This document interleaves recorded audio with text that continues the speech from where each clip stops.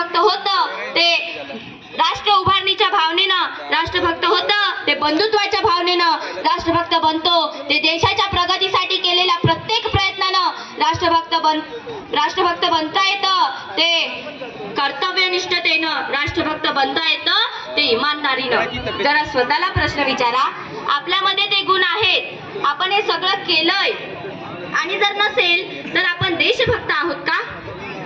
हा एक प्रश्न प्रत्येकाला पडायलाच हवा ना.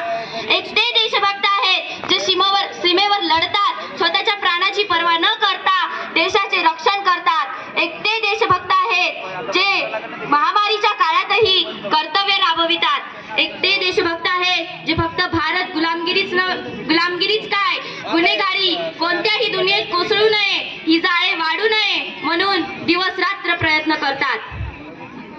आणि हो, आपल्या सर्वांसोबत उपस्थित आपलं भविष्य उज्ज्वल करण्यासाठी कार्यरत असणारे शिक्षक हे सुद्धा एक देशभक्त आहेत. मग विद्यार्थी मित्रांनो, आपल्या सर्वांचा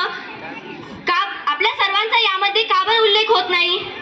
जरा आपल्या व्यक्तित्वावरून एक नजर फिरवायला काय हरकत आहे? आपल्या व्यक्तित्वावरून एक नजर फिरवून घ्यायला काय हरकत आहे?